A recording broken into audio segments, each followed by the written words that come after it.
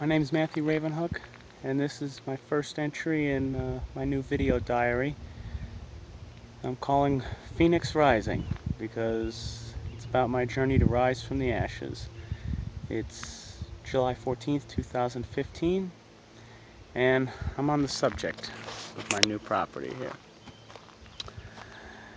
We just got back last week, and there's going to be a lot of work to do, but I hope to turn what looks back here to be a pretty barren, unpromising area into something pretty spectacular. For now, all I can do is show you what I have to face and what I have to deal with so far. Well, this is it. This is where you come into the property currently. Last year, July 2014, we had a severe wildfire went through here. Destroyed not only my home and property, but all my neighbors. Over 33 homes and structures ended up being destroyed. We're about 30 miles northeast of Klamath Falls, Oregon, and wildfire is a major problem. This here is all that's left of my old house that used to be here. I built this house with my own two hands, from the ground up, every stick of it. Took me about 17 years, and then within 30 minutes, this pile of rubble is all that was left. A few neighbors graciously volunteered to clear away some of the major metal, but this is pretty much all that's left. This is our old kitchen. Used to have a photography studio right over here, complete with a dark room. Used to process and print my own analog film. This was my big bathroom with washer, dryer, shower, tub, all the amenities. And this is my old bedroom. We had landscaping, everything through here. And this is what's coming. This is what it looks like 1 year later. This is my old greenhouse. Amazingly, it survived almost completely intact, except for a few melted panels which can easily be replaced. Down here was pasture where I used to keep goats. I'd gotten rid of my goats about 6 months before the fire, and boy am I glad I did, because I wouldn't have been able to have evacuated them. They would have perished in the blaze. These white rocks are markings where we used to have gardens.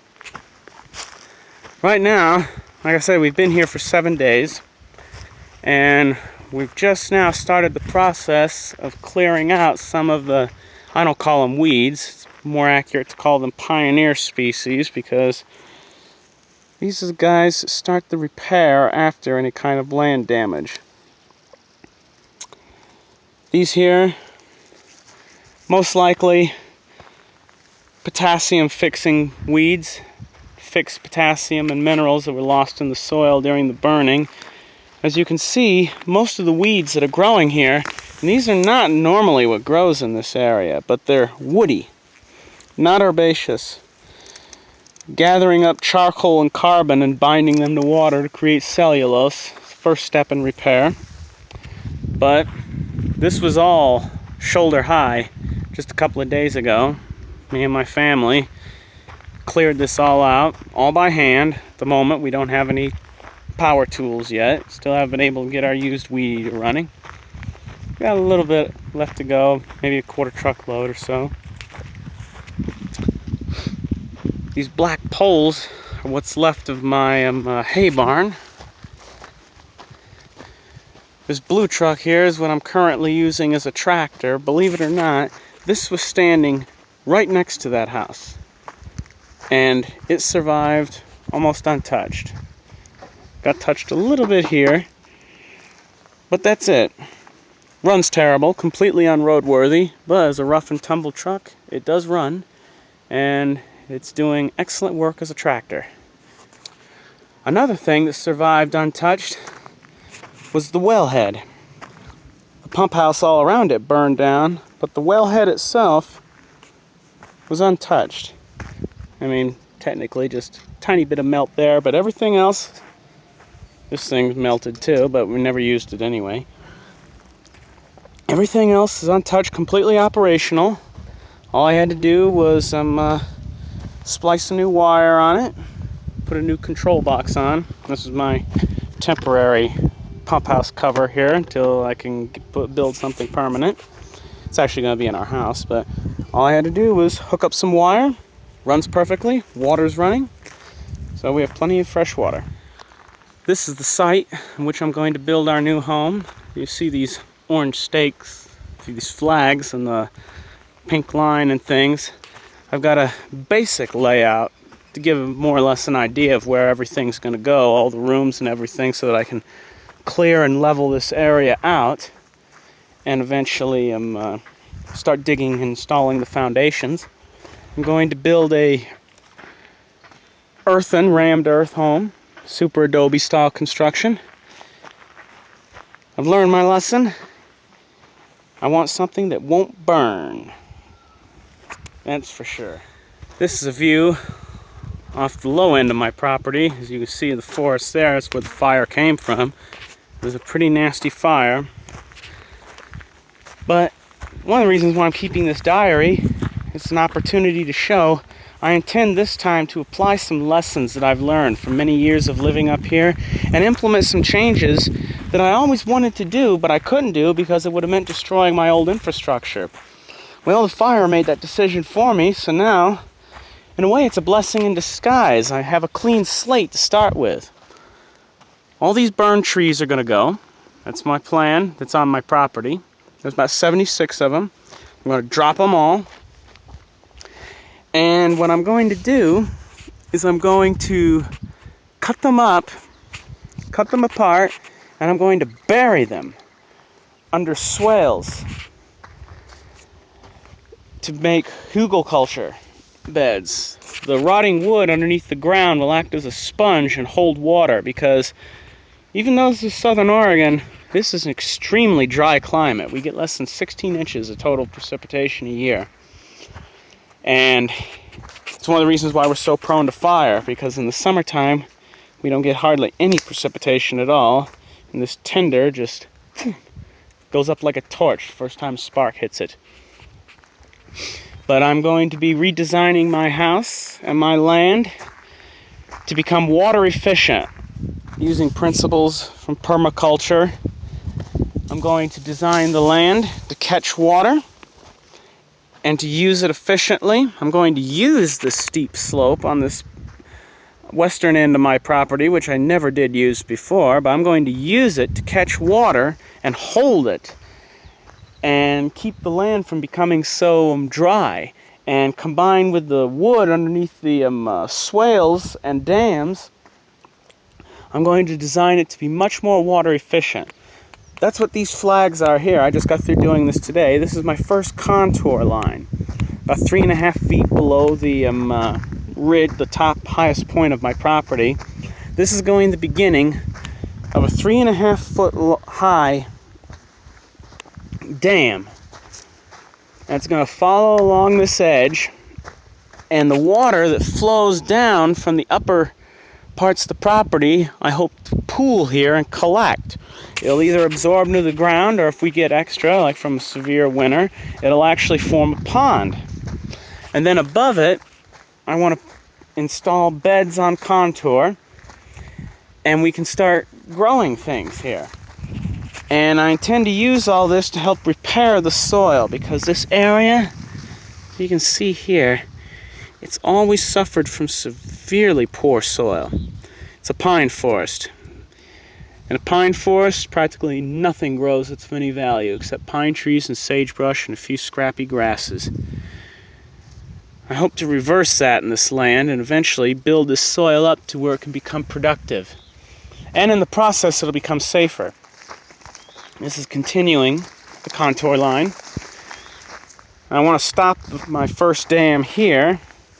It'll go up here. This is a 2-foot rise, these flags here, till it reaches the end. It'll hold about 2 feet of water through here. Any extra water this is going to be eventually a spillway. The water will overflow. There'll be another ditch here to catch it and funnel it down there to be collected in another series of earthworks further on down. And this here is going to be the location of my new access road. We're going to go up the land. And with the earthworks, it's going to be designed so that in the wintertime, which we do have severe winters here, it won't become washed away. The water always has a problem because the soil has poor drainage. It never soaks. What it does is it just, if given the opportunity, it just flows straight downhill without being soaked in. Well, I'm going to stop that from happening. I'm going to install earthworks that will catch the water and force it to go into the soil so that it can actually do some good and actually grow something besides weeds. And it can be a foundation to actually build the soil with compost and proper gardening techniques into something that can actually become productive and something that won't dry up in the summertime and become a fire danger. Right behind me here is where the chicken coop used to be.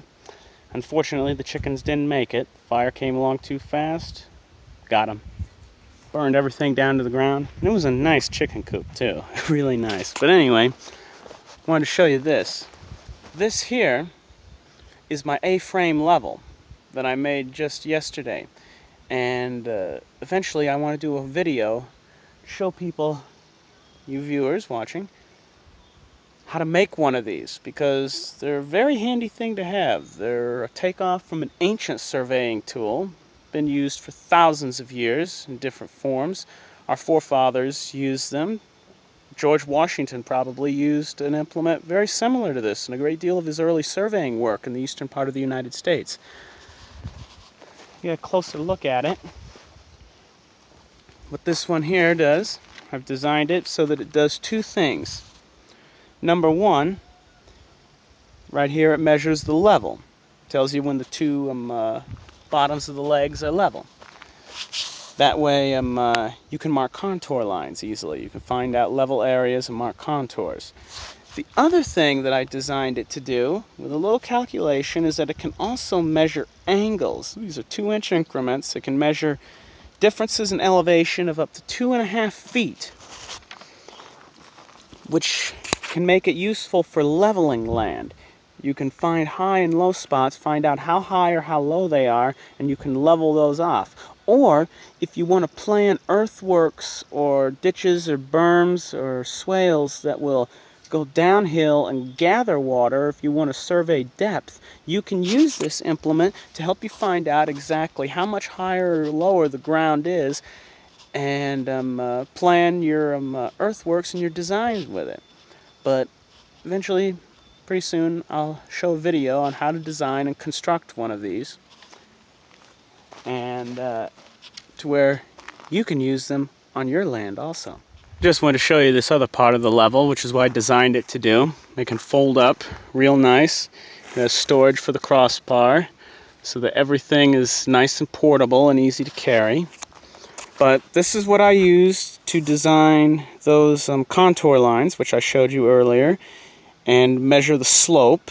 And it's also what I'm going to be using to level this patch of property where my house is going to go. I've already started work on it to where I can find the high spots and I can make everything nice and level and be ready for construction. But at any rate, this is where I am right now. 1 week on completely burned out property, arrived with no infrastructure. I have about, by my calculation, 5 months until winter starts. And by 5 months, I need to have a shelter built, a good shelter built, safe shelter built, and begin to build permaculture earthworks and design systems that can make the land repair itself and become more productive. I got myself and 2 other family members, very little money, and I'm going to have to get all the tools and everything I need as I go. Think it can be done? I think so. Stay tuned and find out. But for now, from Southern Oregon, this is Matthew Ravenhook, July 14th, 2015, signing off.